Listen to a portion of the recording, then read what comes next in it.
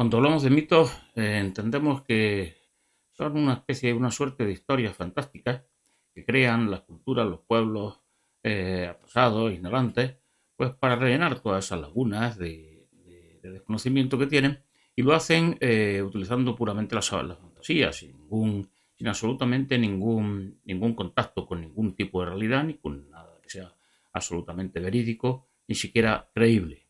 Bueno, esto lo atribuimos a las culturas que actualmente existen, que son las más, o que pensamos que son las más atrasadas, y por el contrario, pensamos que en nuestra civilización, en nuestra cultura, en nuestra vida diaria, no existen tales mitos. Es decir, lo que existe es algo que se llama ciencia, se llama razón, se llama, se llama cualquier cosa que no sea ese oscuro, fantasioso relato mítico para inventar una realidad y poder explicar la realidad que subyace debajo de ella. Esto es algo muy freudiano, ¿verdad? Bien, pues el primer mito que vamos a analizar, que vamos a estudiar, del que vamos a hablar aquí es el de la élite judía. Y es que Freud era judío. Los mitos de la antigüedad, de las antiguas civilizaciones, de las antiguas culturas, o de las culturas actuales más ignorantes y atrasadas, pues tratan de explicar el mundo, la realidad, mediante el uso profuso y difuso, nunca mejor dicho, de la fantasía. Así, por ejemplo, hay culturas que piensan que el universo, el mundo, todo lo que conocemos ahora mismo, toda la realidad, surgió a partir de algo muy curioso, de una explosión. Es decir, que una especie de explosión, y entonces a partir de esa explosión le llaman Big Bang, por cierto. Un nombre muy, muy curioso, ¿verdad? Eso de Big Bang, muy gracioso y muy curioso, propio de los mitos. Pues ahí, a partir de esa explosión, surgió todo lo que hay. Las cosas se fueron enfriando, el tiempo se fue expandiendo, le llaman espacio-tiempo, lo juntan todo espacio-tiempo, pero bueno, esto es propio de los mitos para crear esa difusa confusión que en realidad parezca que lo explica todo, pero no explica nada. Y aquello que no se puede explicar lo deja y nunca mejor dicho, en el aire. En ese aire expansivo que ocurrió después de esa explosión, de ese gran bang. Y es que sí, hay mitos actuales y hay mitos contemporáneos. Y nuestra vida está repleta de mitos, mitos colectivos, mitos comunes entre una determinadas culturas, incluso mitos universales, o más o menos universales, pero también mitos individuales. Es decir, nosotros creamos un mito de nuestra propia vida, de nosotros mismos. Creamos un personaje mitológico que es este yo, que estamos aquí, y creamos esa biografía, la interpretamos a partir de una construcción que termina generando un mito. El mito de cómo somos, de por qué somos así, el mito que trata de explicar todo aquello oscuro que hay en nuestras vidas bueno, que no permiten que veamos las causas de las mismas. Muy interesante esto del mito individual. Merecería la pena dedicar algún vídeo para hablar un poco despacio de esto porque estamos viviendo tan de lleno dentro de ese mito que no nos damos cuenta de él, no lo percibimos, no tenemos perspectiva, no nos deja salir de su construcción, de su coraza que ha creado ahí, que la hemos creado nosotros. Nos han echado una mano los demás, pero fundamentalmente nosotros somos los escritores de ese mito. Y en ese mito vivimos, y como vivimos dentro de ese mito, pues lo vemos todo a través de lo que esa mitología cuenta, a través de los ojos de esos personajes y de esas verdades mitológicas. Exactamente igual ocurre con los mitos colectivos. Todo lo vemos a través de esa cultura, a través de unos determinados mitos. El que se escribe un mito concreto, el que le gusta un mito concreto, como el que le gusta una saga de películas, de ciencia ficción o de lo que sea, pues ahí lo que hace es ver la vida a través de los ojos que ha construido, de esas lentes que ha construido el mito, la mitología. La mitología la llamamos contemporáneamente, bueno, de muchos nombres, menos de el nombre de mito, porque está muy desacreditado a lo largo de la reciente historia. Entonces, pues bueno, a los mitos contemporáneos los llamamos, bueno, pues religiones, los llamamos teorías, los llamamos ideologías, los llamamos principios, los llamamos de muchas maneras cosmovisiones. Bueno, la cosmovisión es un mito, en realidad, o hace las funciones de un mito, pero si le llamas cosmovisión, pues parece que es algo mucho más objetivo, más verídico, menos fantasioso.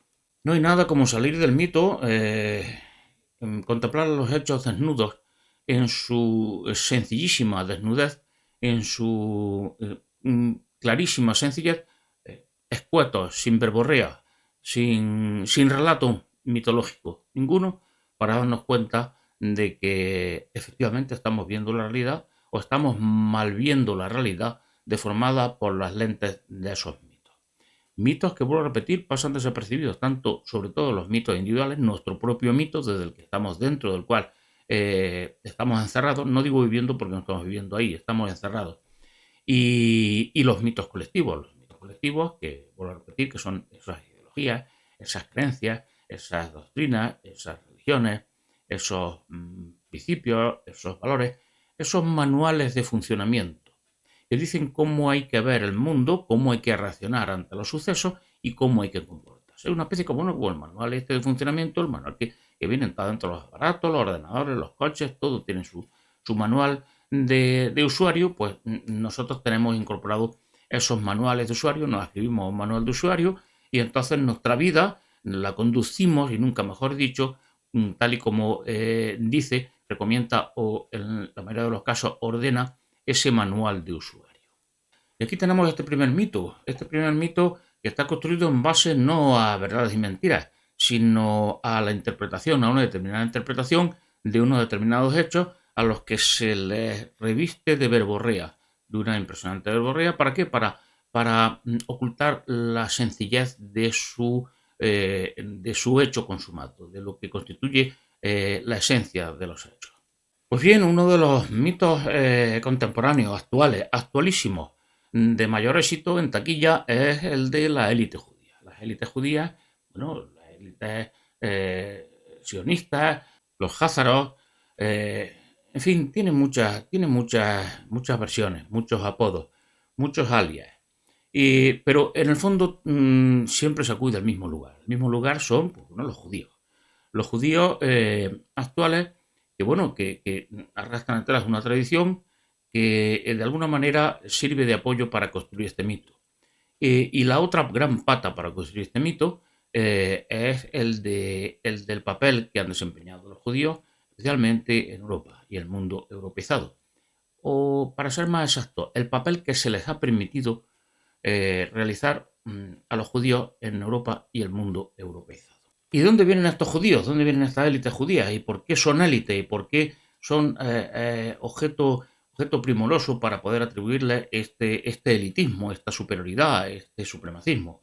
Bueno, pues vienen del mundo semita, vienen de una época, el año 2000 a.C., en la que un personaje, bueno, también mitológico, en parte real, en parte fantaseado, no digo que falso, pero fantaseado, que fue Abraham. Este tal Abraham, que sale de Sumer, junto con otros, aceptaba una serie de seres superiores, que no existe la palabra Dios en judío, en el hebreo, pero la palabra que más común es Elohim, que por cierto es un plural. Cuando se habla de Elohim, en realidad es como si estuviéramos diciendo el dioses, un sinsentido, producto del gran esfuerzo que se ha hecho para convertir algo que era una saga nacional, que era la del pueblo israelita, en una religión monoteísta. Pues bien, este sale Abraham por orden de su superior jerárquico, de otra dimensión, de extraterrestre, o incluso, si quieres pensar, bueno, pues dioses, realmente dioses. Y este era llamado El Shaddai. Bueno, pues El Shaddai le dice a Abraham: sal de aquí, le hace una promesa, yo voy a hacer de ti que sea el antecesor, el origen de muchas naciones, de muchos pueblos, etcétera, etcétera, y lo que tienes que hacer es, pues lógicamente, obedecerme y estar de mi bando, formar parte de mi bando, formar parte de mi equipo, formar parte de mi partido, formar parte de mi organización. Porque esto es lo que parece que da la sensación que estos sujetos, a los que se le llama en plural, pero utilizando solamente el singular en principio, como si dijéramos el USA, United States of America, ¿verdad? Pues llegan a un planeta, USA, y allí pues lo ven y dicen USA. Pues, son muchos, pero en realidad es una nación. Y es una nación, por tanto vamos a llamarle el USA. O el Yankees, en vez de decir los Yankees. Una cosa, ya voy a repetir, extraña, pero que se entiende perfectamente en cuanto lo que suponemos es que son superiores jerárquicos. Él sale y le promete esto a Abraham, y entonces después de Abraham, pues efectivamente empieza a tener descendencia. Sus descendencias todas son de origen, son semitas, étnicamente semitas y culturalmente semitas. Y entonces, pues de ahí de Abraham salen por lo que luego son los árabes, salen también lo que son luego los hebreos, salen una serie de pueblos de ahí. Bien, de los descendientes de Abraham, llegamos a ¿quién? Pues llegamos a Jacob. Jacob es el primero que cuando lucha contra uno de estos tipos, que era de carne y hueso, y además cuando lo relata la saga esta, la Torá, la saga nacional israelita, o judía, si quieren llamarlo así, pues relata que estuvo luchando con Dios y que Dios era un Elohim, era un Elohim, y que más era un Elohim, como son los Elohines de carne y hueso, que comen, que se cansan, que sudan, que procrean, etcétera, etcétera. Y entonces a partir de ese momento se llama ya a Jacob, le llaman Israel, el que luchó contra él, contra este superior, al que ya se le empieza a llamar Yahvé. ¿Y todo esto a dónde llega? Bueno, todo esto llega a que en la propia saga nacional judía, en la propia saga nacional israelita, se cuenta que hizo un pacto Jacob, ahora ya con el alias de Israel, el nombre de guerra de Israel, nunca mejor dicho, pues para que el pueblo suyo, sus descendientes, habían sido los elegidos por esa organización, por ese Dios, si quieren llamarlo así, por ese extraterrestre, por lo que sea. Y este Yahvé, esta organización o este Dios, los elige entre todos demás porque dice, estos son los míos. Aquí surge el supremacismo judío. Desde este punto de origen surge el supremacismo judío. Pero bueno, es una confusión porque había otros descendientes de Abraham, primos hermanos de los israelitas, como eran los amalecitas, los moabitas, los madianitas. Todos estos eran descendientes también de Abraham, igual que los árabes, exactamente igual, primos hermanos. Y cada uno de estos pueblos los había elegido uno de estos Elohines. Aparecen varios en la Biblia. Pero lo importante es que al pueblo de Israel lo elige también uno y entonces consideran que ellos ya son algo especial, porque los ha elegido Yahvé. Yahvé, dentro de esta jerarquía que vemos de dioses ahí en esta gran zona del Oriente Medio, incluyendo Egipto, era un personajillo menor, era un sujeto de mucha menor escala. Quiero decir, no era Elión es el que aparece primero y al cual nombra, por ejemplo, Nabucodonosor, nada menos, que habla de Elión. Elión se traduce en la Biblia como el Altísimo, el Señor Altísimo. Pero bueno, en realidad lo que significa es el superior, jerárquicamente superior, el que está por encima. Un poco como puede ser un general que está por encima de los coroneles, los comandantes, los capitanes, etcétera, etcétera. Pues este Elión era este mando supremo en toda aquella zona. Y este sí era de un primer nivel. Este era uno de los dioses mayores que podíamos hablar en la terminología de la época. Pero Yahvé era un personaje de tercera fila, por eso, por supuesto, lo único que se atrevía era a sacar gente, a reclutar gente como reclutó en Egipto, lo hizo sacar de Egipto, algunos iban muchos egipcios también. El mismo Moisés, cuyo nombre, bueno, pues muy probablemente sea de origen egipcio, y entonces los reclutan, los va buscando y va creando en el desierto durante 40 años, va formando un ejército, una tropa. Era un militar, era una organización militar. Precisamente porque era una organización militar, los mandamientos que le da son todo un reglamento, unas ordenanzas militares, repletas de prohibiciones. No hay prácticamente ninguna cosa que no sea una prohibición. Y unas prohibiciones, un reglamento que está, como en todos los reglamentos militares, encaminado a guardar la fidelidad con el mando, a evitar los conflictos, a evitar las luchas internas y, por tanto, a evitar todas las causas que podían generar luchas internas. Las cosas que dicen, no matarás a uno de los tuyos. A otros de fuera de esta organización, de la organización de Yahvé, de los israelitas, pues sí puede matarlos, porque de hecho ahora veremos qué es lo que se dedicaban a hacer estos cuadros militares, tanto el Yahvé, que era el que tenía a su cargo a los israelitas, como otros que tenían a su cargo pues a otros pueblos de ahí, menores, pequeños, todos originarios de Abraham.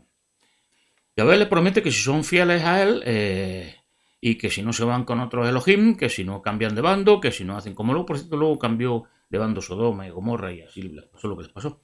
Pero bien, que si no cambian de bando, porque él les promete, le hace una serie de promesas, pues lo que hacen todos los políticos, todos los militares, todos, mira, si ya estáis conmigo, pues yo os prometo una tierra, esa tierra en la que están ahí una serie de gente, en Canaán, yo os prometo que esa tierra va a ser para vosotros.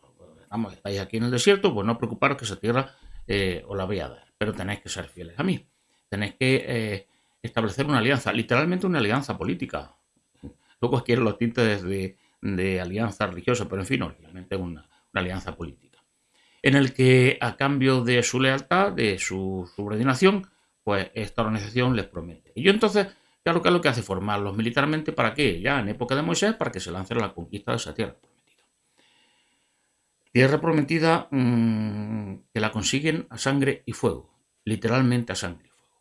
Bueno, por ejemplo, cuando Moisés ordena que Josué vaya y extermine ¿a quién? A los madianitas. ¿Y quién eran los madianitas? Bueno, pues los madianitas eran nada más y nada menos que la familia política de Moisés. Cuando se escapó de Egipto porque había cometido un asesinato, entonces lo persiguieron y se escapó allí para salvar el pellejo, pues los que lo rescatan le dan hospitalidad y lo cuidan, e incluso se casa con una madianita, pues son los madianitas. Y son los madianitas, que era una tribu que estaba allí y que adoraban a otros, vamos, que adoraban, que estaban en alianza con otro Elohim, y entonces pues estos madianitas pues salvan y cuidan y le ayudan a Moisés. Bien, pues después de eso Moisés lo que decide es terminarlo. Eso son así, quiero decir, que estas cosas, pero lo hacían unos y otros, no solamente los israelitas. Aquí no hay que coger el rabo por la hoja para salvar a unos a otros, porque lo hacían prácticamente todos. Especialmente los israelitas eran especialmente sanguinarios, y basaban mucho su táctica militar en el terror. De hecho, eso fue lo que hicieron en Egipto. Inventaron el terrorismo para que dejara salir a esta gente que había reclutado Yahvé, que los quería allí porque tenían fama de ser buenos soldados, buenos. Pues lo que hicieron fue una serie de plagas. ¿Qué son las plagas? Son actos terroristas para aquí, literalmente, como dice la Biblia, para aterrorizar al faraón. La última de ellas, asesinar a niños inocentes, y a los primogénitos. Es decir, a pobres niños inocentes se les asesina, entonces ya produce el terror final, y la clase política egipcia, el faraón y todo eso, pues le dice, que se vayan ya esta gente, que no los queremos aquí, y vamos a llevar el ejército por atrás de ellos para que no se vuelvan. Y los expulsaron. No lo dejaron ir, literalmente los expulsaron porque no había forma. Pero en fin, ¿qué es lo que sucede con esta situación? Pues que Moisés manda asesinar a todos los madianitas. Después de eso, vuelvo a repetir, su familia política, los que lo habían recogido y amparado. Es que Moisés fue como refugiado allí y luego les pagó como les pagó. Es lo que muchas veces ocurre esto en la historia, ¿verdad? Y actualmente tenemos dentro de la mitología que se está empezando a construir ahora mismo, a escribir, se está escribiendo ahora mismo literalmente, como en su momento en el exilio de Babilonia pues se escribió la mayor parte de lo que es la Torá, de la Biblia. Ahora se está escribiendo aquí, los amanuenses, los escritores, los cronistas, están escribiendo aquí esta mitología contemporánea en la que también vienen unos refugiados, en fin, y pasan cosas muy, muy curiosas. Ahora, igual que entonces, cuando volvió Josué, volvía con la mujer y los niños. Y entonces Moisés monta en cólera, claro. Yo no te había ordenado yo a ti que los mataras a todos. ¿Por qué me traes esto? Venga, mátalos a todos excepto a las mujeres que sean vírgenes o a las niñas. Eso se respeta. El resto los mata a todos. Mujeres, niños pequeños, bebés, todo eso los mata. Y luego cuenta la Biblia, cuenta la Torah, que lo que suele ocurrir en estas cosas, en estos actos de guerra, pues se repartieron el botín. Por cierto, también participa en el reparto del botín Yahvé. Yahvé también exige su parte, esta organización o este personaje o esto lo que sea, exige también su parte del botín. Después de eso, pues la famosa conquista de Jericó. Conquistan Jericó y Yahvé, el alto mando militar, el que le había prometido esa tierra a los israelitas, pues le dice pasar a cuchillo a todo bicho viviente, a todo, niños, pequeños, bebés. Aquí ya no se salvó nadie. Es decir, los israelitas conquistan Jericó y por orden de Yahvé asesinan absolutamente a todos sus habitantes. Bueno, exterminaron literalmente ¿a quién? A los amalecitas. Los amalecitas parece ser que vivían en la misma zona que ahora es la Franja de Gaza. Vivían ahí. Entonces, exterminaron a Amalek, a los seguidores de Amalek. Terminaron a los amalecitas. exterminados. Fue el gran holocausto de la historia ese, de los muchos que se han producido, pues uno de los grandes y más famosos holocaustos fue el exterminio de los amalecitas a manos de ¿quién? De los israelitas. Y así llegamos con toda esta tradición de un pueblo acostumbrado a esto, en alianza con una organización. Vamos a echar mano de los mitos contemporáneos, porque puede servir mucho.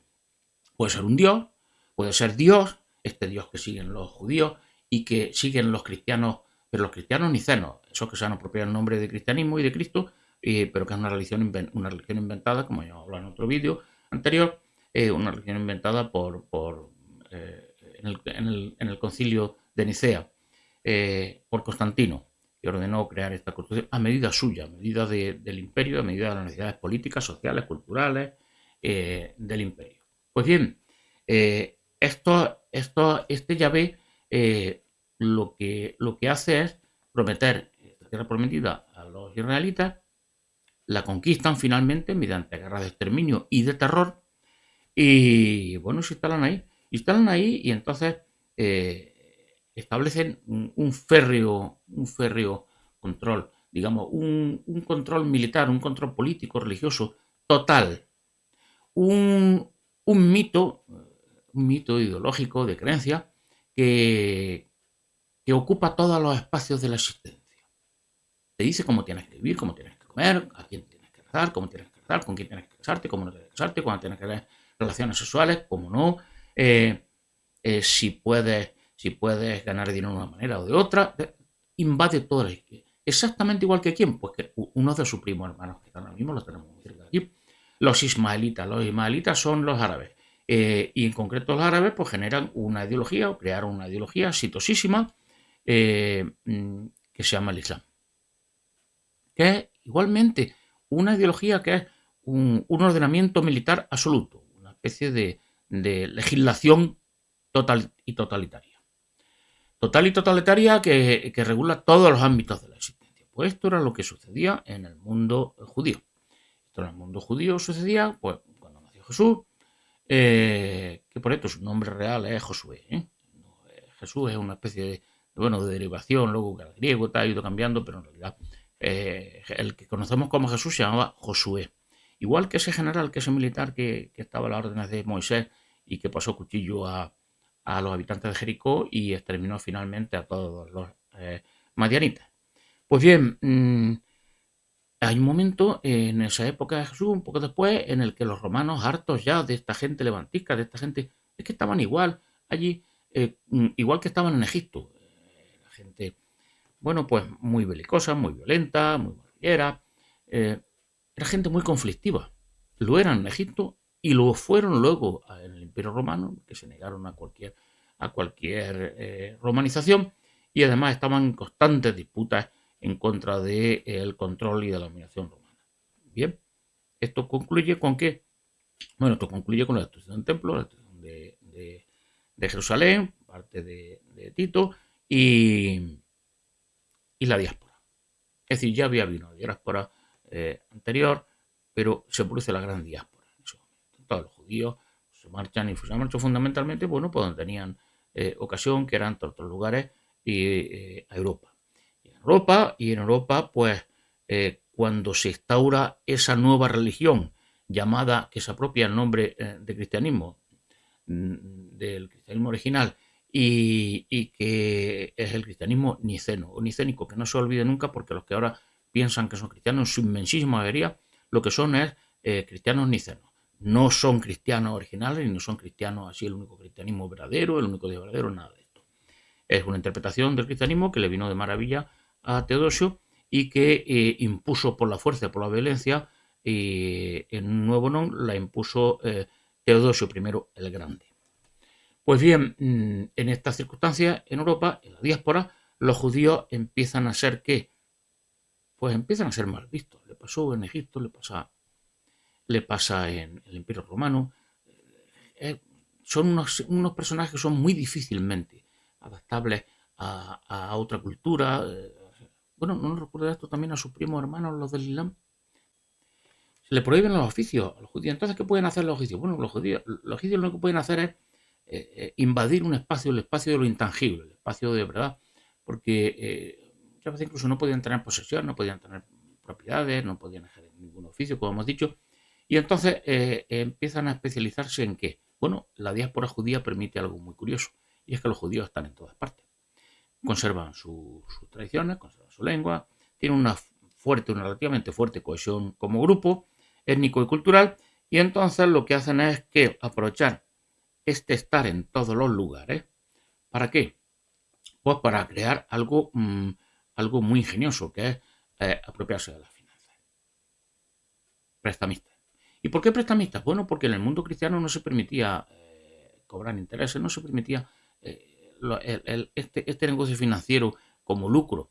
Entonces, como no se permitía, estaba mal visto, pues nadie era prestamista. Obviamente no se ganaba nada y estaba mal visto, pues nadie se dedicaba. ¿Quién se dedicaba a ser prestamista? Los judíos, porque ellos no tenían esta prohibición y porque además no puede dedicarse a otro oficio y además porque tenían esta característica, estaban en todos lados y además tenían una característica muy curiosa que iba a llegar hasta nuestros días, hasta como un elemento fundamental del mito contemporáneo de la élite judía. Y es que la diáspora, el estar en esta situación, le llevaba a conservar o a llevar a cabo toda su actividad de una forma muy discreta. Este secretismo, por pura supervivencia, no es por nada, no era por nada en fin, diabólico y ninguna intención siniestra, no, por pura sobrevivencia, pues tienen que guardar, estaban acostumbrados a guardar una alta discreción, secretismo, a moverse entre las sombras, a moverse en ese terreno. Nadie, no podían tener tierra propia, ni casa propia, ni oficio propio, es decir, estas diásporas estaban funcionando, tenían que sobrevivir en aquello que no fuera tangible. Y ahí en ese no tangible es donde se va cimentando el carácter de estos judíos y se va cimentando además la letra del mito. Una letra que persiste hasta nuestros días. ¿Qué es ser un prestamista? Un prestamista consiste en, bueno, en adueñarse del futuro de la gente, en poseer el futuro de la gente. Además, se posee el futuro de la gente al principio con los propios recursos que tenían estos judíos, iban acumulando dinero, y con eso prestaban y con las ganancias le dedicaban a acumular su capital para poder prestarlo. Pero finalmente se llega a la finanza moderna, prácticamente en manos del principio y el origen de los judíos, al que se van incorporando los cristianos poco a poco, pero en estas finanzas contemporáneas, ¿qué es lo que se hace? Se hace una cosa muy curiosa. Y es que con lo que se presta no es tu propio dinero, tu propio patrimonio, no corres riesgo, no tienes que tener un gran capital, no tienes nada. Se presta el dinero que te dan otros, a cambio de tú darles una remuneración, un interés, ¿verdad? Y entonces jugando con este dinero es con lo que se dan los préstamos. ¿Qué implica esto? Se sigue observando esa posición de la sombra, ese casi anonimato. En fin, tú en realidad no tienes nada, el dinero no es tuyo, te estás moviendo como simple administrador, no generas esa visión de poder directamente, pero además de eso es que tú no corres riesgos. Y para no correr riesgos tienes que mantenerte siempre en la discreción, en la sombra. Todo alimenta ese secretismo, todo alimenta ese vivir detrás del telón, detrás de los acontecimientos, de la luz de los acontecimientos, pero moviendo los focos que iluminan los acontecimientos, para que en todas las cosas todo el mundo mire ahí o aquí, nunca a donde están los que están manejando los focos, los que están iluminando el escenario. Pues bien, las finanzas lo que te permiten es tener un gran poder sin que se note. Y esta es la esencia del mito judío. Esta es la esencia del mito judío que luego dio su derivación y prestó esta característica a otra serie de mitos como los Illuminati, los masones y finalmente el Estado profundo del que se habla ahora, el NOM, este gran poder global que hay ahí, que nadie sabe dónde está, se ven sus terminales, se ven sus encargados, se ven sus monaguillos, se ven sus figuras mediáticas, pero no está ahí. Bueno, pues todo esto alimenta esa otra serie de mitos. Pero esto alimenta también el propio mito, el el mito individual y colectivo como comunidad. ¿Por qué? Porque poco a poco se va cimentando una idea, que es decir, caramba, somos muy poderosos, nadie nos ve, somos como una especie de poder divino, elevado, sublime.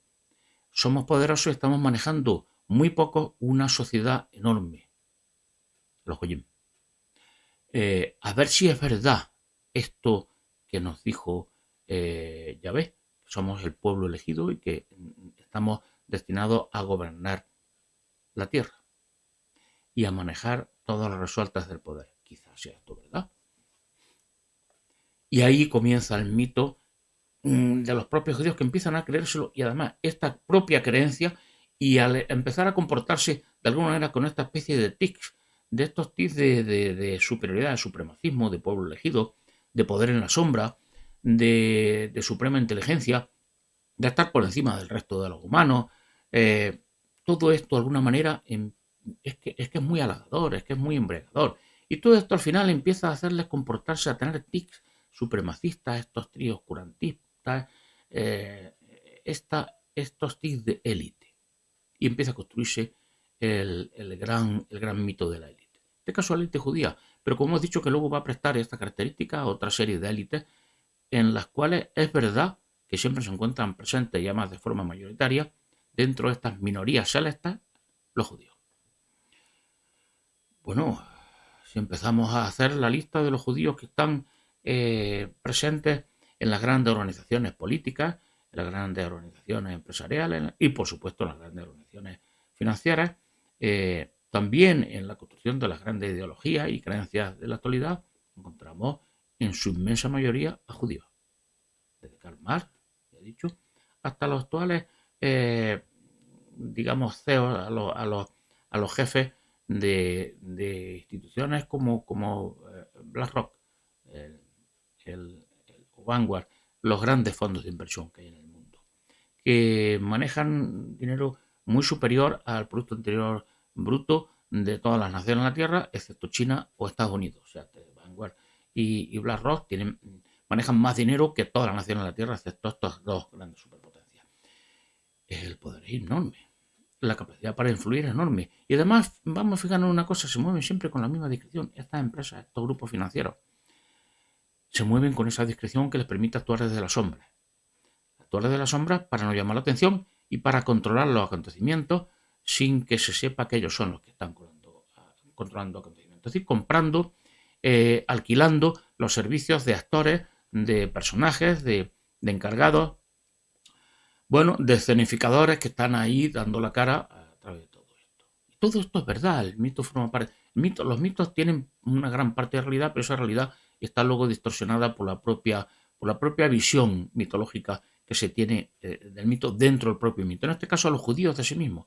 Y es curioso porque los grandes autores del mito judío son los propios judíos. Los grandes autores del mito de la élite judía son los judíos, la élite judía.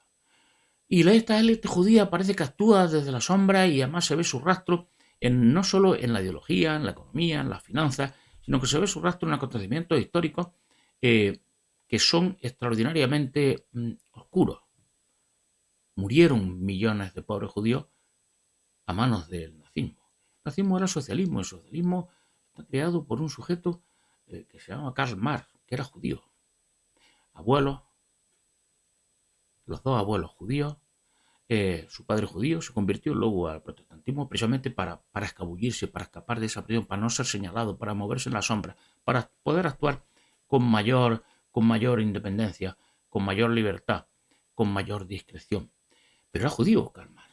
Y entonces ahí dice, bueno, la gran ideología, el gran dogma colectivista de nuestra época, el más terrible, del que surge el nazismo, surge el comunismo, surge la socialdemocracia en Europa, extraordinariamente dañina, siniestramente dañina, sutilmente dañina, muy al estilo judío la socialdemocracia, es decir, una cosa muy suave, no parece que no, pero bueno, vamos a establecer un comunismo al 50%, vamos a quitarle el 50% de su propiedad privada a la gente, y eso es lo que se ha hecho en Europa, etcétera, etcétera, etcétera. Encontramos este rastro allí donde vamos. ¿Y esto alimenta qué? Esto alimenta ese mito de la élite judía. Tanto fuera como dentro, vuelvo a repetir, entre ellos mismos se consideran superiores. Pero caramba, es que si ellos estuvieron detrás de la figura de Hitler, si ellos de alguna manera están detrás ¿de qué? De acontecimientos históricos que facilitaron la instalación de un Estado judío, de esa tierra prometida. ¿Recordamos la tierra prometida que prometió Yahvé? Bueno, pues la misma que ahora tienen ellos que han vuelto a conseguir. Y además han vuelto a conseguir y además están exterminando otra vez a los mismos que estaban ahí en la Franja de Gaza. Entonces eran los amalecitas, ahora son los palestinos.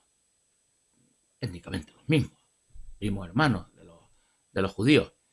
Y están exterminándolo. Y además se da la circunstancia de que ahora mismo están exterminándolo y que, bueno, que el plan, el proyecto que hay es enviarlos a Europa. Enviarlos a Europa y exactamente a España, como el eslabón más débil de Europa. Hablamos en otro vídeo, el rastro de Europa, sobre este plan Kalergi que sin duda es un mito, con sus componentes de realidad y mentira, pero que es un mito muy especial porque es que se está cumpliendo milimétricamente. Nunca ningún mito, ninguna promesa, ningún plan, ninguna agenda se ha ido cumpliendo con la exactitud de este plan Kalergi, que preconiza la sustitución de la raza blanca europea y de la cultura europea y por lo tanto sustitución por una serie de razas menores, según entendía este proyecto Kalergi, según pueden entender incluso estos judíos elitistas que se consideran mismos supremacistas, que se lo creen de verdad, que se creen su propio mito, pues bueno, razas inferiores que vienen y ideologías inferiores, religiones inferiores y todo esto lo utilizan como ariete. La élite judía se sustenta a sí misma. No nos equivoquemos. Desde luego, históricamente, ha utilizado y tiene sus argumentos de persecución en contra de los judíos, los que había en Europa, los que hubo en Egipto, los que hubo en el Imperio Romano. Pues todo esto se incrusta dentro de un relato mitológico que curiosamente lo que pretende es reafirmar ese elitismo oscuro, ese supremacismo, ese rasgo supremacista de aquel pacto con Yahvé que los escogió como los mejores. Pero es mentira, no los escogió como los menores. Era un dios menor, era una religión menor. Y los escogió como todos aquellos dioses, todas aquellas organizaciones menores y mayores escogían sus pueblos. Alguien muy elevado escogía, por ejemplo, el pueblo de Egipto. Los grandes dioses escogían a los egipcios, a los sumerios, a los acadios, a los romanos, a los griegos, pero este escogió un pueblo diminuto. El mito de la élite judía lo utilizan los judíos que se consideran élite para cimentar su poder. Es curioso, una cosa parece enrevesada, pero no es nada enrevesada. Lo utilizan ellos mismos porque, ¿por qué? Bueno, porque incluso la disidencia, los que van en contra de estos planes, de estos teóricos planes, de estas élites, de estas grandes élites judías, a las que se han unido no judíos, en una especie de nueva alianza, pues la disidencia es la primera que alimenta este mito de la élite judía. ¿Y qué hace el alimentar este mito de la élite judía? Darle poder. Ascribirle un poder omnímodo, imposible de vencer. Esto viene de maravilla.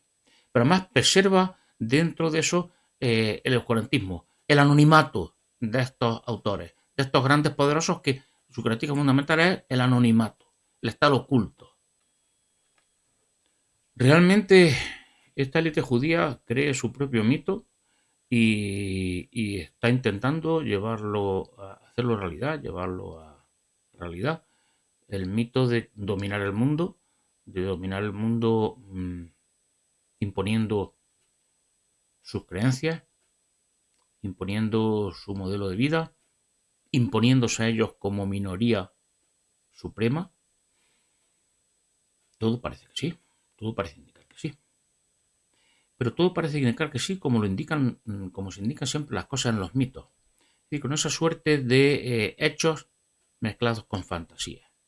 O mejor dicho, de hechos mezclados con una versión que en este caso, en muchos casos, o quizá en todos los casos, conviene al autor de los mitos, al autor del mito. Una terminología, un relato interesado, un relato propagandístico, una versión favorable al autor. Y en este caso los autores son esas élites judías. Y esas élites judías omnipresentes que en realidad se sustentan en dos cosas. en el dinero que no es suyo, en lo que no tienen, y en un mito, en el mito del supremacismo. Supremacismo que denostaron, el supremacismo que caricaturizaron con ese evento que fue el nazismo en Alemania. Ahí neutralizaron, se quedó neutralizada cualquier reacción en contra de lo que pudiera ser esta élite judía, de lo que es esta élite judía. La élite judía que, para que tengamos claras las cosas al final, se sustentan en dos aspectos. No tienen dinero, manejan el dinero de los demás, se sustentan en su mito, en su anonimato, y en qué, una tercera cosa, en el poder que le otorgan aquellos que dicen que son luchadores en contra de esta élite judía, en el poder que les regalan sus enemigos, de la misma manera que se les regala el dinero para que lo manejen y con él compren nuestra vida, nuestro destino, pues de la misma manera la disidencia, los disidentes, los antijudíos, llaman antisemitas, porque se han apropiado incluso del semitismo. Los judíos, los únicos semitas son los judíos. No, semitas son los árabes, semitas eran los madianitas que mataron los hebreos, los israelitas, semitas y muchos pueblos semitas.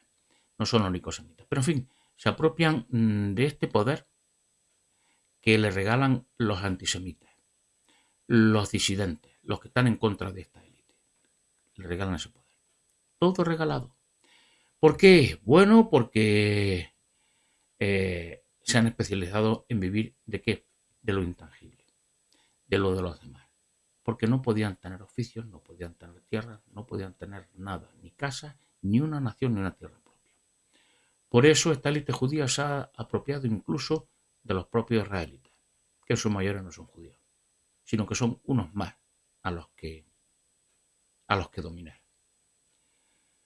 La élite judía es una construcción propia, interna, de una minoría, y es, sobre todo, una construcción por parte de sus enemigos, que son los que le regalan la grandeza y el dinero.